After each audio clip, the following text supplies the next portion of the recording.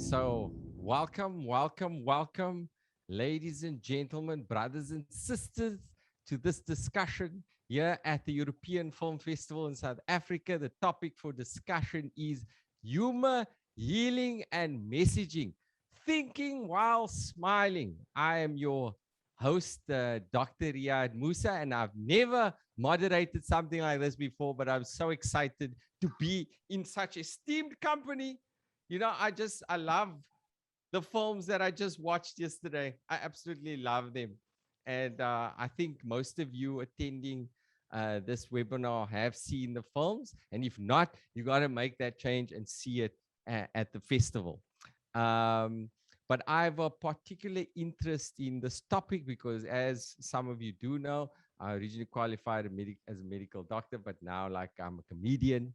Uh, and I have a special interest in humor as a therapeutic tool, also as a humor as a tool to tackle conflictual situations and scenarios and sensitive subject matter.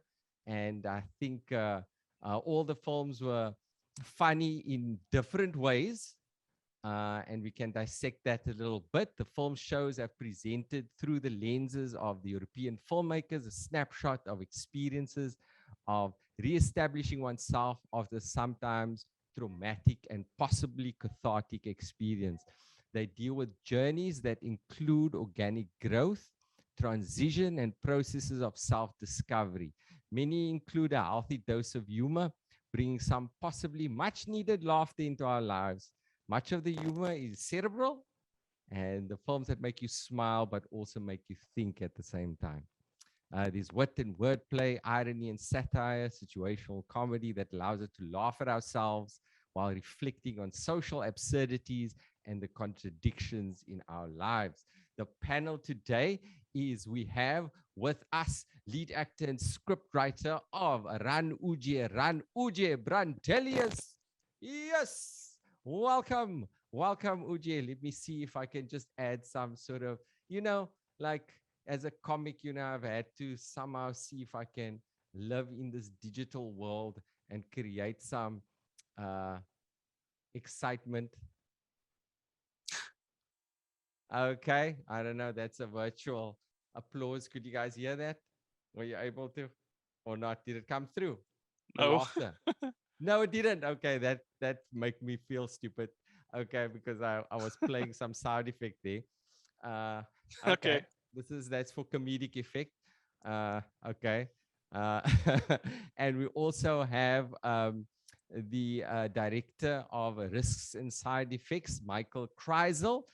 Please welcome to Michael over there, and also the director of Parents versus Influencers, Michela Andreozzi.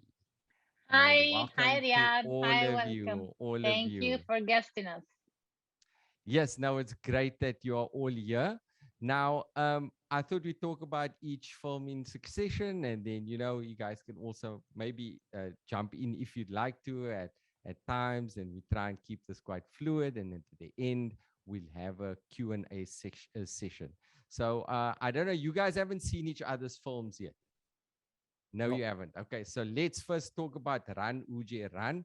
Run Uje Run is about Uje Brandelius's. It's a semi-autobiographical experience, and it's based on Uje's life, somewhat true and somewhat not true. But the core of it is that he's an entertainer, musician, radio host, family man, close to my heart, and who develops Parkinson's disease. And through that experience, he actually hides it from his family. And the movie is very quirky, emotional, funny, and definitely a moving experience. And then we'll talk about Uje's film first, maybe, and then, but I'll first give a sort of summary of everybody's film, and then risks and side effects. It's such an interesting film. It's about a workaholic a workaholic, I guess, a workaholic husband, architect, well known, like quite successful architect, whose wife requires a kidney transplant, and he's a match, and and he's reluctant to give her the kidney, because it's not that he's not going to give her the kidney. It's just he's vacillating, he's confused, he's weighing his options. And it's such a interesting film in that, it could easily just be a heavy drama, but it comes across as very funny.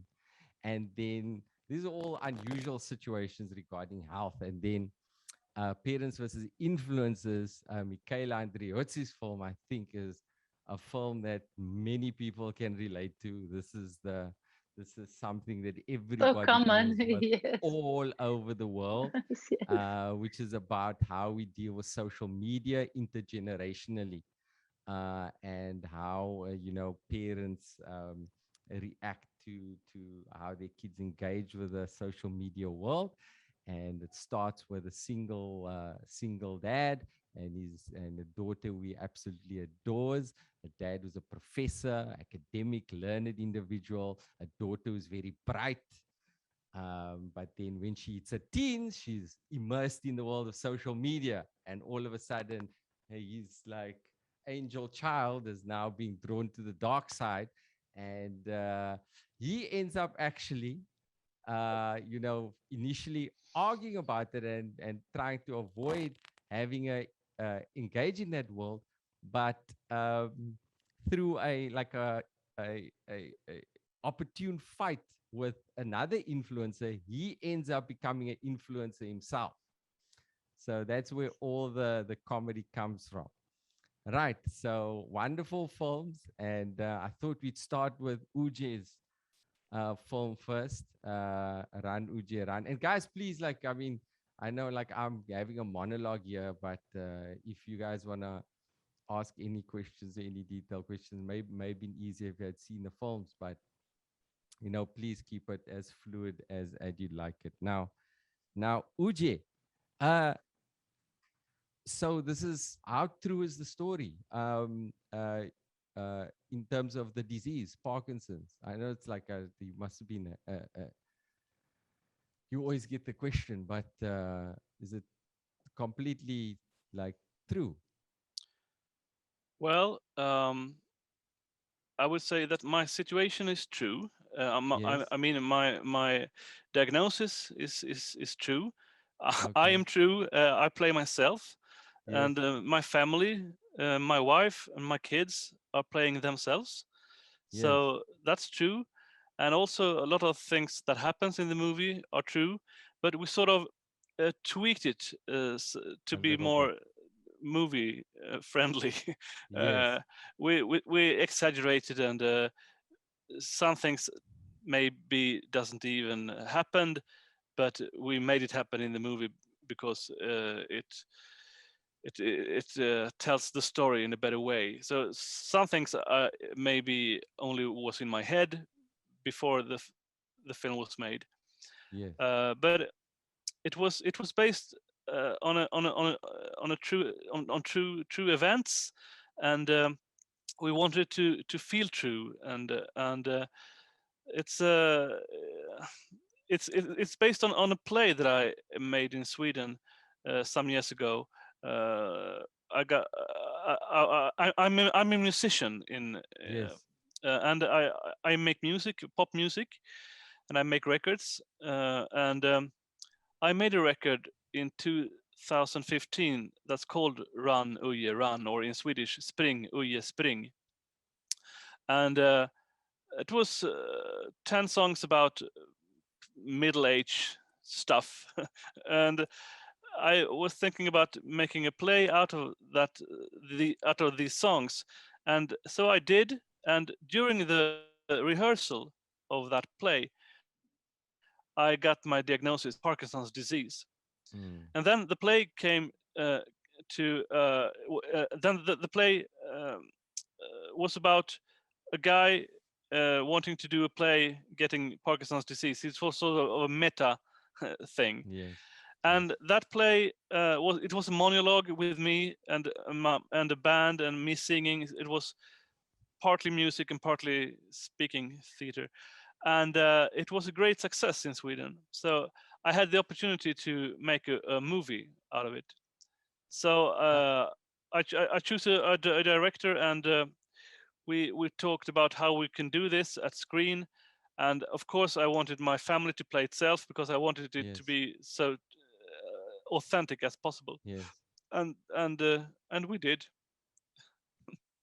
That was absolutely wonderful. I mean, all of your kids are actually like superb natural actors. Your wife is I know also amazing. they're brilliant. Um, I'm amazed every time I see the movie how good they are.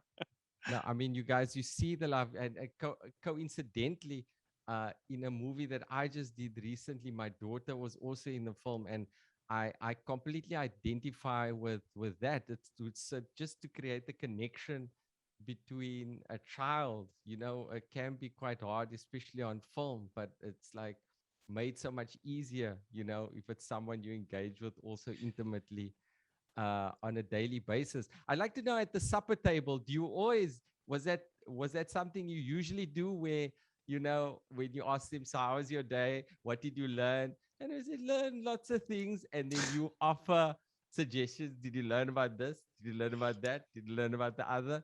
Was that something you do in real life, or was that added in for? I think in real life, my 16, now 17-year-old daughter is a bit more outspoken, Oh, I and see. than in the movie. But we wanted to make the father's and her relationship more, you know, stubborn teenager. Yes. Don't want to tell the parents much. So Yes. and but I must say that the scenes with me and her, was the most. Especially the when I The last scene. when I help her with the homework Yes. and stuff. Yes. It was they felt really true for us when we filmed it. It Yes. was we didn't have to act much at At all. all. Yeah. I mean, our laughs in the film, they are actually true laughs. We They we we, we realize. we had fun during the filming. So obviously, having the diagnosis of Parkinson's disease must have been a very, like, and this probably continues to be a traumatic experience in your life. How is the process of transposing that into art and sharing your story with the world and sharing it in such a touching and poignant manner? How has Mm. that been healing for you? Has it been healing? Has it been therapeutic? Um, It's an interesting question. I thought about it a great deal, and um, I think the most healing thing for me, it's that everybody knows. mm, I don't have to explain. I mean, anything. through this film, I'm a quite well-known person in Sweden now, Mm, and everyone knows about this. So I don't ever have to explain or tell anyone about my situation. And I think it's a good thing for me. yes, Um, because then you don't have to, yes, answer questions all the time and no, feel like, exactly, yeah, and in that way, it's healing, and I maybe it's also healing in the way that I have the opportunity to speak a lot about this, and yes, a sort of I don't need a therapist because everyone yes, is my therapist, and therapist, and I talk a lot about this, and I talk about it now yes, with you in South Africa, and I yes, I I have psychologists all over the world who's willing to listen to my life story. So maybe that's healing in a way, but I don't know. I mean, I'm not a sad person, and this is it has to be said. This is a comedy, and yes, we choose to make it light, and yes, as a comedy because I I enjoy being fun. So Yes. So also in terms of the setup, it's lovely. So it's a quirky film. Everything is light and fun, right? And then I find that even when the most difficult times that you experience is always broken with a joke. Like I mean, if I can just remember, there was that. The scene about when your wife walked in and asked you if you were watching a Parkinson's video. That's what it was, to try and find more about Parkinson's. So you're lying on your back on your bed, watching this video, and you're going through obviously a very introspective time when you're trying to come to grips with your diagnosis, and your wife and the whole audience, we feeling we in the moment with you, and your wife comes in, goes, "Are you watching porn?" Right? And you guys, you constantly do that at very sort of dramatic and heartwarming times. Was that the technique that you guys used? yeah, and my answer is to her is yes, I do, because Yes. the other answer is that I watch Parkinson's videos is much more revealing. So Yes. and that yeah, I mean the director for this film is Henrik Schyffert, and he's a colleague of yours. He's the most I would say he's the most famous Swedish stand-up comedian. Oh So wow. he knows timing. He knows how to be funny. He knows the how to choose the right words. So that was one of my the main reasons why I wanted him to direct the movie, and we wanted it to be uh, um, uh, more or less funny. We wanted to be Yes. in Sweden we have a word called lagom, that means not too much and not too little. A little. We wanted it to be lagom, and because if you make this movie too funny, then you don't touch people. You can't reach for their hearts. And if you make it too sad, they don't want to see it. So we Yes. we choose to make it lagom funny, No, and it's I think we managed. yes, you make people laugh and you make them cry. It's a wonderfully moving experience. It's interesting also, when you start off, with the homework scenes, and the way in which you learn, one of the things is to do different dialects or accents. So when you ask your daughter um, like certain questions, you do it in different accents to make it fun, right? Yeah, And then later on, you can no longer use humor because you're dealing with something very harsh. And it's an interesting thing about humor is like sometimes the negative aspect of humor is that when you force a joke on someone, then it stops them feeling what they need to feel. Right. So in that moment, you decided, no, I'm not going to engage with the accents and so on because I can't be funny now. I need to feel what I'm feeling. But when you do utilize humor, uh, you actually can use that as a tool to heal because humor is about survival. So I thought that was it was there were so many amazing points. Did you ever do stand up? Because in the film you're also part of mapping, and there's a concept of mapping and moving things from the dream box into mm. the memories box. Did you start try stand up? uh, no, not really. I've tried to make fun of stand up, Yes. and Oh, I see. Oh, yes. That's what it was. yeah, Oh, that's what you were doing there. So you were making fun of the sort of the, bigoted stand-up comedian when yeah, you were on stage. That's yeah. funny because, when you reading a film, because I'm reading the film, sometimes you lose the nuance of humor. But that's what you were doing there. Oh, okay. I got it. No, it's even this film is even. I need to watch the film a few more times, or maybe learn Swedish. Yeah. Then I can actually like get everything perfectly. But maybe we'll come back a little bit later. But a wonderful, wonderful film, Uje and Michael and Michela, please, like, do yourself a favor and watch the movie. And same with you guys. So maybe moving on now to Michael Kreihsl's movie. Wonderfully, wonderfully interesting movie comedically. This movie this movie as a comic, my hats off to you, because this movie could so easily have been a drama. So easily.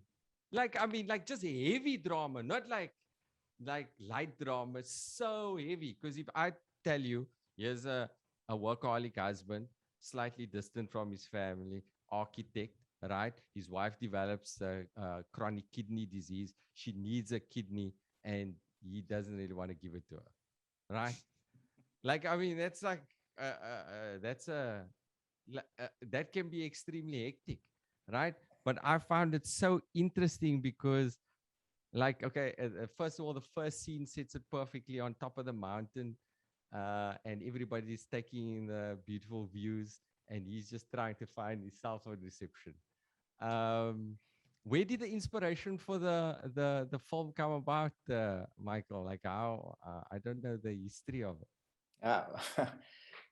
Thank you for your yes, for you seeing my film. Actually, it was based on a theater play I had on my table, and I was actually asking to do it for theater, which eventually I'm working for theater, and out of some reason with schedule things, I didn't do it. But half a year later, I still got in my head this problem. How would I react if my wife comes to me out of a sudden and says, "I just got back from the hospital, and my blood system is completely turned out, and I need a donator for my kidney." So how would I react? And sort of, and of course it could be a tragic drama. And what was interesting me, and also what the theater was a boulevard piece, which also didn't fit in my shoes, because I thought if it's too boulevard, we just had it with Uje. If it's too, I would say too much boulevard, you don't have time to think. You said that. Yes. And I very much stick to a Russian author, is Anton Chekhov, and Yes. he is perfect in doing existential things. And when when you read it, or when you see it on the theater, you laugh, because you have a safe space. In the movie Yes. theater, it's the same. You sit in a safe space and you laugh about things other people do. If you would Yes. be in their shoes, you wouldn't laugh. But I Yes. think real life can be very funny at the same time. Definitely, you removed from it. Yes, and you, I think, psychologically put yourself in the space of the person who would be magnanimous, who would just instinctually give the kidney, maybe. So you can actually laugh at the situation maybe a little bit more, because you don't actually have to confront the actual question yourself Yes. initially. But Right? but you would, if you're going out the cinema with your wife or with your partner, Yes. then you would ask this question immediately, or And even the morning the next day. And I yes, think it's a kind of the theme is the topic is like a test, a test about love. What is love? What is real love? yes, It's a big question, I know, but this is definitely the case. And there are people who would immediately say yes to anyone, yes, and some would consider first, what would I have problems with? yes, And this is an interesting thing, which I think there are two sides of a coin.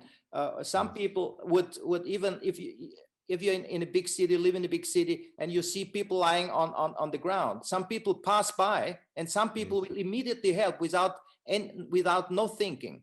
And this is an yes, interesting question, which this film also reveals, because there is a second man who immediately wants to donate, yes, although he is not the partner. He's just a yes, friend. And now the comic starts because these two men fighting Yes. for this giving the kidney, but the husband said was actually not saying in 1 second, yes, I do it. And this is Yes. and this oscillation on the thin line between yes and no, which is maybe a little Viennese or a little Austrian, I don't know. Not to you say yes and maybe you mean no. So it's an interesting point, and it's maybe also a source of humor. And yes, and yeah. I thought a lot of the humor also came about in terms of how you made this very, very grave discussion or request, and you played it out in a normal husband-wife bickering scenario. So the way in which you played out, like for example, why didn't you buy me flowers? Why didn't you get me flowers for my anniversary? The same type of argument exists about the kidney between the husband and the wife. It's something that everybody can relate to. So you said, okay, no, you don't need to give me the kidney. No, it's fine. Yeah, I heard you. It's fine. I don't need to get the kidney. No, I'm not angry. I'm not Yes. angry. I'm cool. It's fine. Don't worry about it. I don't even need the kidney from you. I don't feel angry. So the humor comes from that. Also, just taking something that is so, so like grave, and it's a significant request, and playing it out in a sort of a very almost the mundane everyday husband and wife arguments. Well, the reality is one base, and I think you have to postpone it into a kind of next step in order to make it funny. But if I sitting in a coffee house in Vienna, for instance, and I like to watch people, I like to watch couples, even if I don't hear what they say, I immediately think that I can see the situation between them. Yes. And I like also moments where you are not talking, where there's silent. And I think film is a perfect medium where you can see silence. Yes. And this is interesting point, or how one glance is moving from one person to another. You can say a whole book is told within 1 second of a relationship in film. And this is the interesting thing. And but from the theater on, which was the source, we developed a lot of more characters, like the daughter and the friend of the daughter, who actually then takes party for the husband, who is not willing to give his donation, or so they are.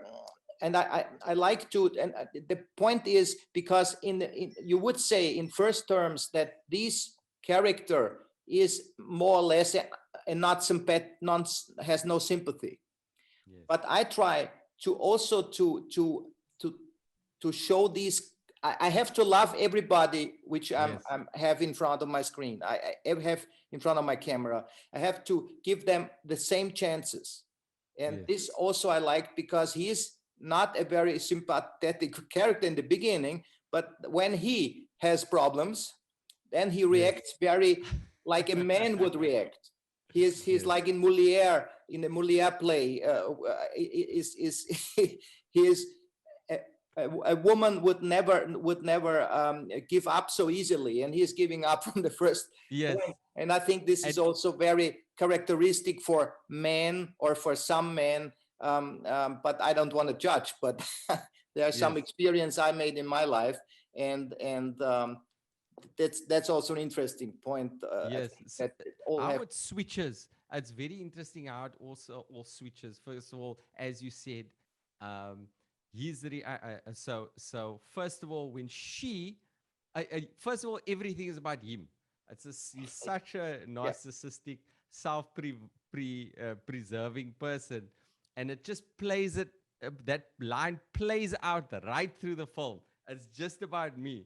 And it's so sometimes ridiculous. That's where it also gets funny. So first of all, she says this, and he's more concerned about how can she be putting this pressure on him now, right? Yeah, initially. Yeah, his first term say when he gets the information in the beginning of the film, he says, "Well, it's not the right time, right place, because I have 20 people in my company and I have to buy a new big building in Paris. That's not the right." and it's typical. And the interesting thing is that his first answer or first dialogue is, "Are there any agency who can solve this problem?" and it is a guy who wants to give everything to agencies and deliver it to somebody else. And he, in some way, he is emotionally a completely analphabetic. Yes. When it comes to emotion, he has no idea. Yes. He can't do That's right. anything. He's like Liebknecht. He's a big architect who makes in La Défense, in Paris, everywhere. He's buying, but he's planning things for big buildings. But if it comes to emotion, he is not developed in any sense. He's an analphabetic. Yes.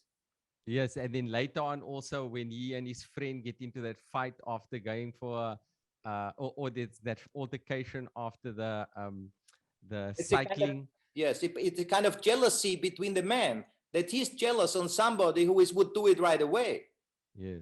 And he said, Yes. "No, I have the right to donate to my wife." And the I other haven't say, said "Why no why yet." why you don't do it?" Yes. So it's a typical also because you try to talk about it in order not to do it. Yes. We know that from politics, you know. Yes. We talk and we think it's delivered. No, it's not delivered because it's no content. Yeah. And it's the same.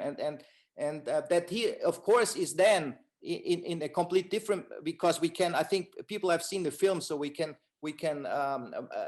tell the secret that Yes. it's his actually then that thing changes, and he needs a donation.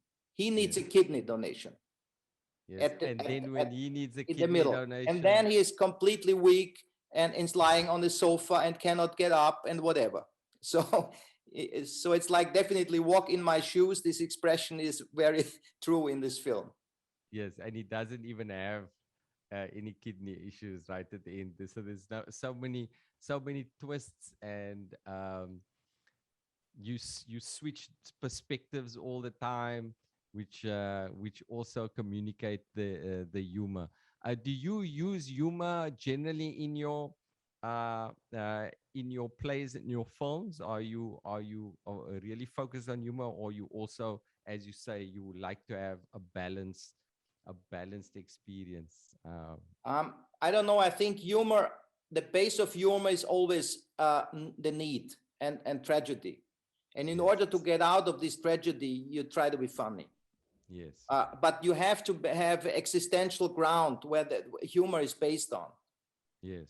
Because I personally don't like humor who is actually ironic about humor, or is using humor just for a Bierzelt. I don't know it in English. What's this Bierzelt? Hofbräuhaus, yeah, Oktoberfest. You know, it's because you don't take the people's, you don't take the audience, you don't give them, you're overdoing it, and you don't Yes. give them a space to think themselves, because a film, to me, always works in the dialogue with an audience. And it's always Yes. funny because I've been to some festivals with the film, and each festival, each audience makes a different film. Yeah. It's a very interesting thing. You would say film is film, but it's very interesting that if the film is shown in some other countries, you have a different experience with the Different people. And this is, experience for them. yes, yes. And actually quite, like they also, as you say, in terms of reactions to how to help people and how not to help people, there may be parallels with the pandemic, what we are going through now, generally as a globe. And it's interesting. Those themes are also playing out, and it's also a little bit sad that people don't get to experience these beautiful films like in the cinema as we'd want them to experience it. And as you say, when also people sitting together and experiencing this existential work of art, right? When you're sitting in a cinema, it's a very, very different experience. I don't know, in Europe, is everything like completely open already? More, Eh? more or less, you have to wear the Yes. mask, but it's more or less open. Theaters are Yes. open, movie theaters are again open, and the people are sitting outside in the restaurant, so they could see inside in the cinema as well. So As well. Okay. All right. So that's good. That's very good. So let's maybe move now on to Michela Andreozzi's film, Parents versus Influencers. And this is a film that everybody can identify with. I definitely do. I have a preteen daughter, and she's constantly online. So it's so interesting to me, this movie, because you set up this situation where the father has certain expectations of his daughter, but when she hits her teens, now she's all of a sudden wanting to be an influencer. She's practicing to become an influencer. But the humor comes from the fact now the father who hates influencing actually becomes a bigger influencer and Yeah. actually falls completely into the world, to the extent that at the end he he shirks his father duties, Yes. So where did the sort of the inspiration for the film come from? And yeah.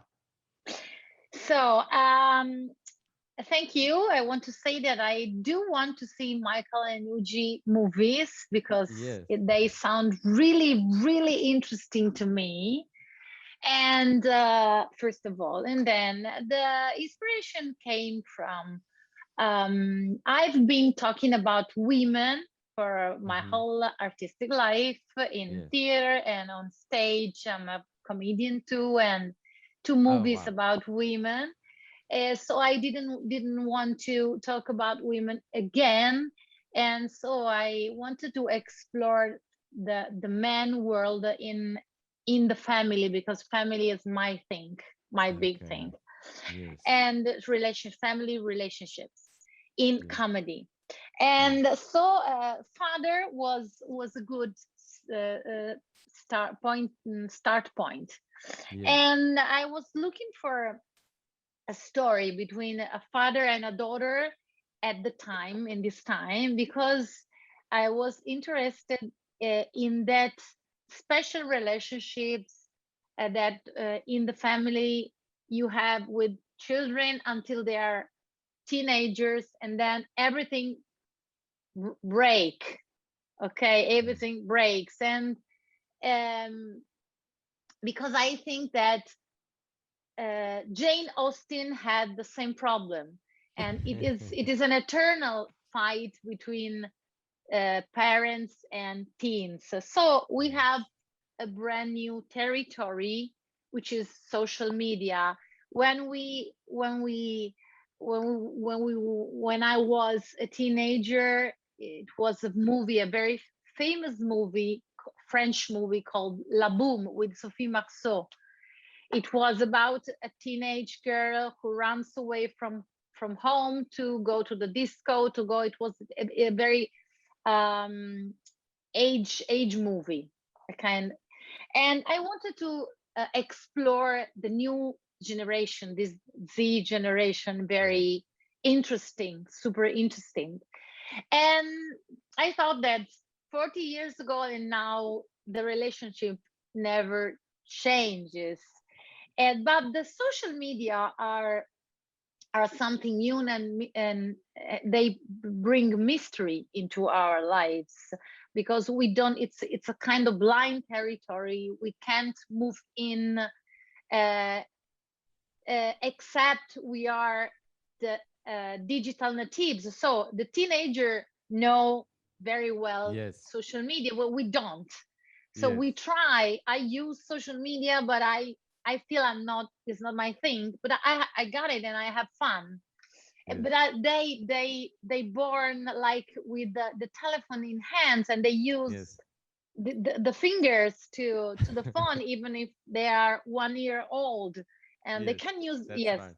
So that's right, it's a new generation, they born in this way. So and I wanted to talk about social media because they're always a danger, especially Yes. in Europe and in Italy. The danger of social media, the danger for children, the danger for teenager, the danger. But I think they're dangerous even for old people, because if you can't manage something and if you don't know something, it's a problem.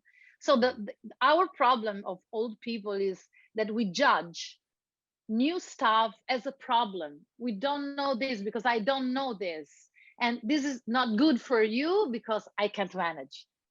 So Yes. so so I wanted to put this fight about a father who tries to avoid social media to the daughter, first of all because his ego, he wants his daughter want be like him, like a reading girl, like a Yes. daddy girl, like okay, Yes. a special love between them, a paradise hill between them.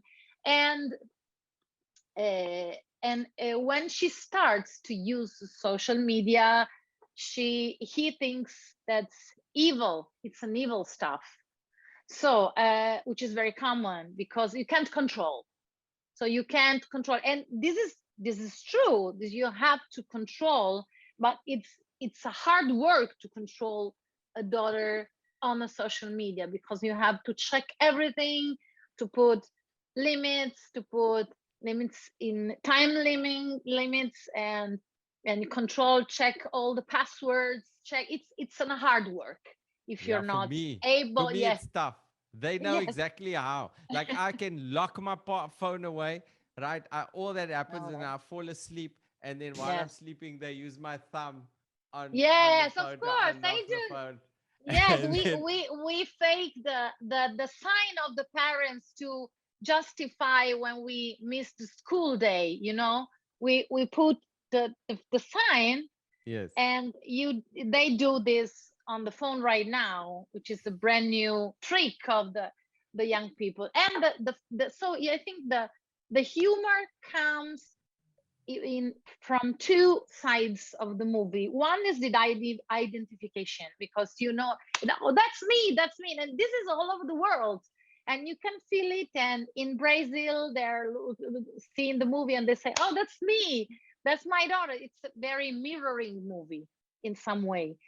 And the other stuff is we have the screenwriter with me, Fabio Bonifaci. He's a star in Italy, and he's very famous for this kind of comedies in which the main character changes on totally on the other side of this point of view. And he changes because he wants to proclaim a war against social media, but his speech against social media goes to the social media yes. on the social and becomes viral. And an influencer, which is a real Italian influencer, very, very famous. Oh, And yes, she is. oh, And okay. yes, I was inspired by her. And then at the very end, I asked her to have an audition, and she did very well. So I took her, and it was the first time on the screen for her. But they the influencers born with the iPhone camera on the face, so they can act every day. Every day Yes. they act every day on social media. So Wow. acting, it's easy for them.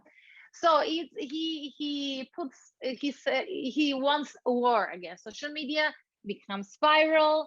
And she answers, and she, how can I say, you when you want a war, we say, okay, she fights, and she answers. And this is becomes very big in Italy. Yes. So he becomes famous. And Overnight. yes, in one night. And product placement, and sponsors, and product calls him to ask for advice for commercial on Yes. social media, like a real influencer, because he's famous. So he needs money because he is alone. And so this is it starts to be an influencer. Yes, and he's okay with it because his motivation in his mind, he's first of all challenging the influencers, he's challenging the world. And Yes, then even when he becomes an influencer where he's got products, his motivation for that is to make money to preserve the house that yes, his daughter grew up in. So he yes. seems Not to, not only because he wants to be a virtue influencer, like a good man influencer, like for nature. For he steals from Greta Thunberg. He steals stuffs, but he's old, so he cannot manage a thing like this, and he falls down in the, we can say, like Lewis Carroll words, in the rabbit hole of the yes, of the of the of the social media. And he has a shitstorm, yes. which is with when all the haters fight with you for a reason, because he's a very biological and ethical influencer, and they find him buying water in plastic bottle. Mm, So they fight yeah, because of he makes money, and he forgets the rules, and he forgets his promises, and he forgets to be a father, because yes, he becomes a workaholic influencer, working influencer, working working working. And so they switch.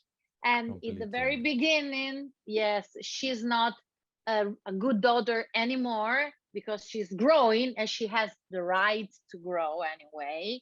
And Yes, in the end, he forgets to be a father, because he's busy with this new business of social yes, media.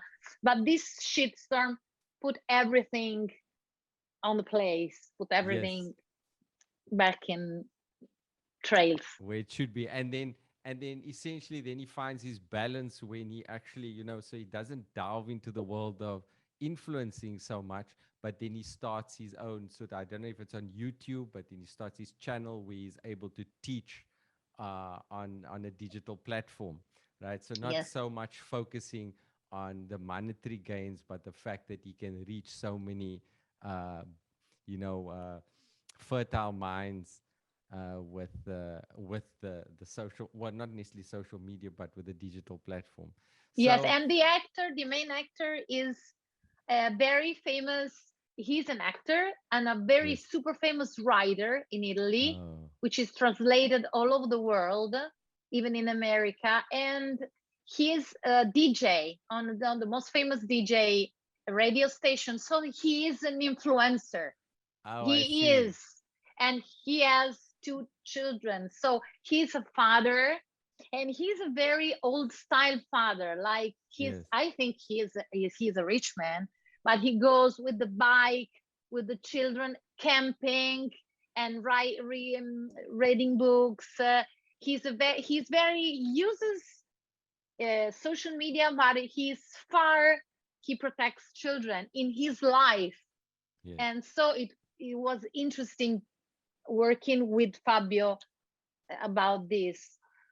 Do you think this movie has been healing for parent-children relationships in terms of the social media fight? Have you found that? Because in the movie you said like, one of the mothers said, we sort of engaging with social media with our kids, and they fight less and so on and so forth. Yes. Has there been any response in that regard where, like, I mean, the people who have seen it at large have found this movie sort of healing from the disease of social media? I don't know. It was not my purpose. My purpose was just telling a story, a true story, or a typical. But I wanted to make it warm, and a hearted movie, like a very new but very uh, a very known movie. It's a kind of old style movie, but it was released because of we released the movie under the pandemic. Oh, So we had to release it on a broadcast, not in the I see. theaters. Not in the theaters. Yes, because of the pandemic, and it was seen with special numbers, millions and millions Oh, people. wow. Yes, Okay. yes, So that worked out well for you guys, yes, yes. It actually. worked very well because it was like a gift for Easter time, for Wow, Easter break. lovely. Lovely. And I did agree. I didn't, I said, okay, this is a family movie Yes. and it's okay to be broadcasted and not in the theaters. And I received thousands of messages, people say, okay, I've been laughing about myself and my daughter. I saw this with my daughter, and oh, it was magical. We could see a movie together because we never see movies together. What with the movie I like, my daughter's doesn't. So you put us together on the couch. So it was my biggest satisfaction that I could put some families together on the couch to see a movie, a share and a small experience, not so fake, right? Close to the Yes. close to the truth. Truth. Yeah. And it has been really it has been really warming for me, and in this moment of our lives. Yes, definitely. If there's any questions, please, guys, who's out there, please post it in the Q&A section. There's just like one a comment here that said, "Great films, thank you." I was struck that none of them have any reference to signs of COVID. I'm assuming they were shot post-March. Were they? No, the person's assuming they were shot post-March 2020. No, like when's I I don't know how movies are made in Europe, like, but that's quick, like from our perspective. When were the films shot? Just by the way, Uje, Uje. Uh, I think now it's 21. I think we shot it in 2019, in the summer. 2019, Yeah, just before, yeah, just before the craziness. yeah. And And Michael, sorry. We have been in November, December 19. Okay. So it was in very naive times. Yes. So did you also just release it? How did you guys release it originally? Well, we released it in Austria. We released it in end of June this summer, and it's still running in some theaters. And in Germany, we will be in January 22, which is very strange that you shoot a film in 19 and it comes out 22. So it's really a new experience, but I think maybe it's interesting experience. I don't know. Yeah, this is horrible. Actually, we shot the movie 2019. It was supposed to come out in October. It was ready in March 2020. And that's when the pandemic, and then, it was supposed to come out in October, but they delayed it. It was supposed to come out in October now, and they pushed it back also. So I may come out in November, end of November. I'm pretty sure that's going to happen.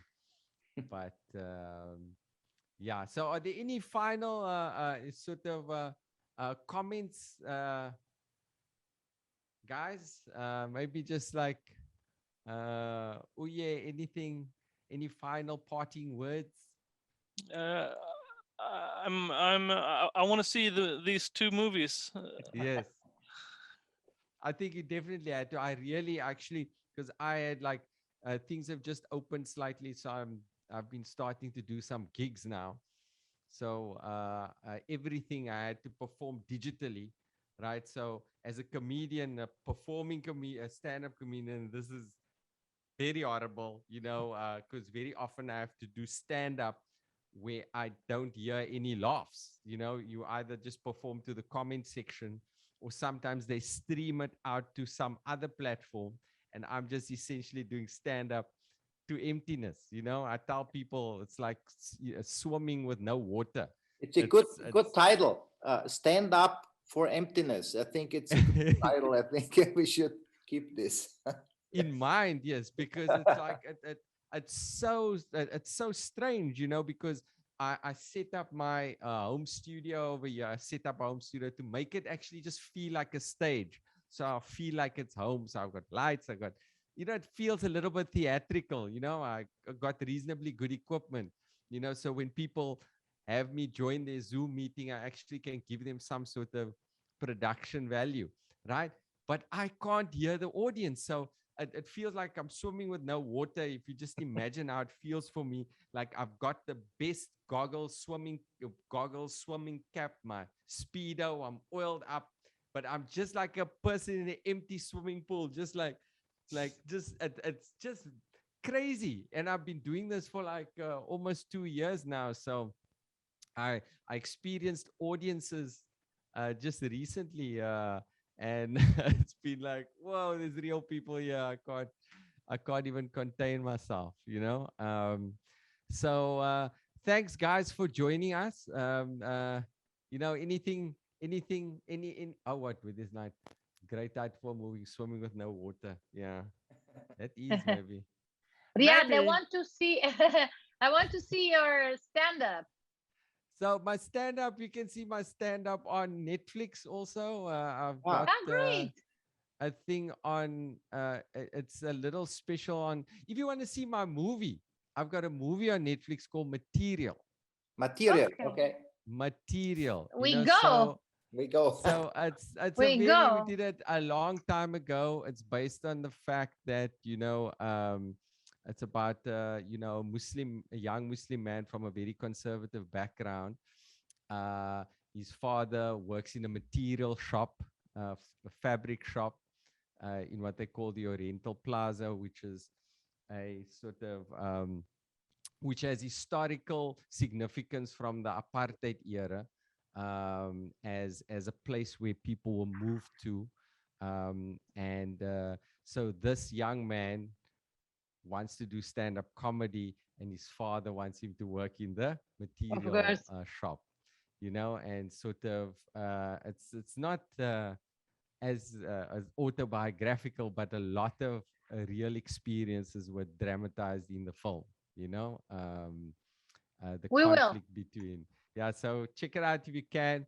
Thanks guys Thank for your you. time. Thank you. Bye bye. Thank you, Once bye-bye. again, you. wonderful Thank you. films, and Thank all you, the Riaad. best. Hope to see more of your work in the future. Thank you, Riaad. Thank Bye-bye. you. Bye, Michael. Bye, Uje. Bye. Bye, Enjoy. Michela. Bye-bye. Bye, Uje. Bye bye. Bye, Riaad. Bye. Bye-bye, Bye. Moosa. Bye Michael. Bye Michela.